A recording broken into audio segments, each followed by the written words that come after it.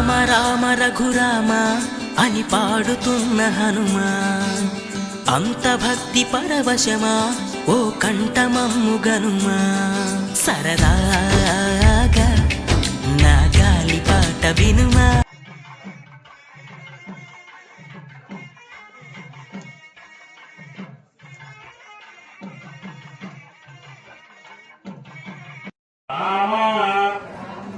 స్వయం హరిరాజాయ మంగళం లక్ష్మీధరలాక్షాంగ సాక్షాత్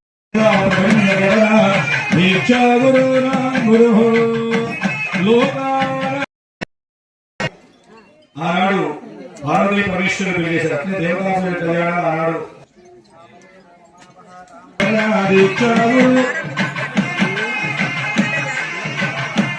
శ్రీమద్ది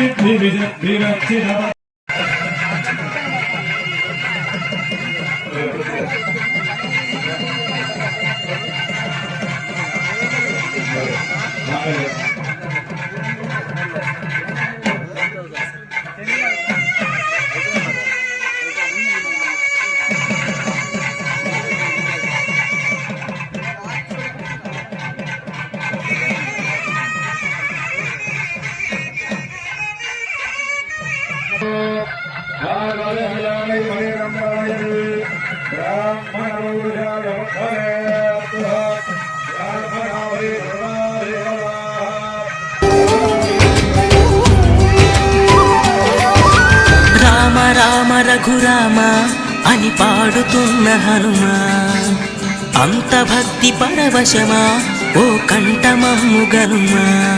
సరదాగా నా గాలి పాట వినుమా. విన్నాక బదులిచ్చి ఆదుకొనుమా.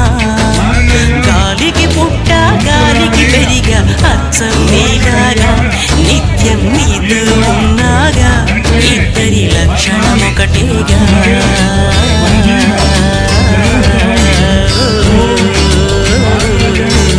రామ రామ రఘురామ అని పాడుతున్న హనుమా, అంత భక్తి పరవశమా ఓ కంఠమమ్ము గనుమా.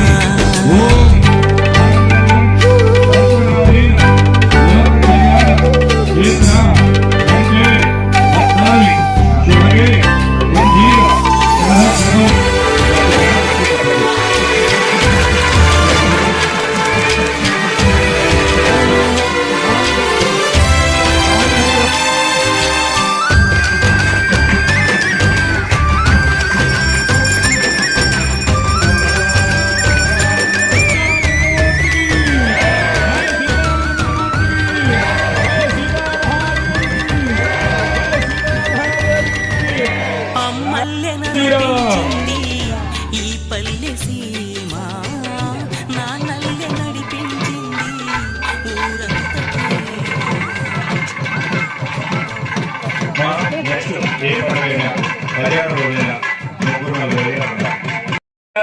కదా. మీ సంబంధించిన పూజ చేస్తేనే మీకు ఆ ప్రాప్తం కలుగుద్ది.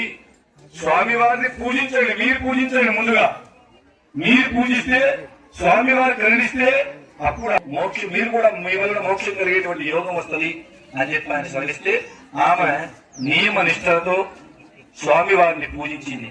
కొంతకాలం అయిన తర్వాత స్వామివారు చూశాడు, దివ్య దృష్టితో చూశాడు, అమ్మవారు ఎక్కడ ఉందని చూశాడు. ఓహో వాళ్ళ చోట ఉందని నాకు అర్థమైపోయింది. అర్థమైన తర్వాత స్వామివారు వచ్చారు పండిత పరివారంతో. ఈ నంది భృంగి స్థితి అందరూ ఉన్నారు కదా, అందరితో కలిసి వచ్చి చూశాడు. ఓ దేవి, నీ తపస్సులు మెచ్చుకున్నాను, ఏమి వరకు కావాలనో కోరుకోను అని చెప్పి స్వామి వారు అడిగారు. స్వామి, ముందు నా పొరపాటు క్షమించమన్నది. ఎందుకో చెప్పండి. మనవాళ్ళు పెట్టిపోతే క్రమం వెళ్ళారు, ఏ ఊళ్ళో తీసుకోలేదు. ఆ రోజు అమ్మవారు క్షమించమని అడిగి ఆ తర్వాత తన కోరిక కొట్టుకుంటే సరే అని చెప్పి సగభాగం అమ్మవారు, సగభాగం స్వామి వారు. అంటే అర్ధనారీశ్వరుడు విడిపోయే తత్వం ఎక్కడా లేదు కనుక ఆనాడు విశ్వకర్మ భగవానుడు స్వర్ణకార శిల్పి ఈ వాళ్ళను దృష్టిలో పెట్టుకుని వాళ్ళ అర్ధనారీశ్వరుడు స్మరిస్తూ ఈ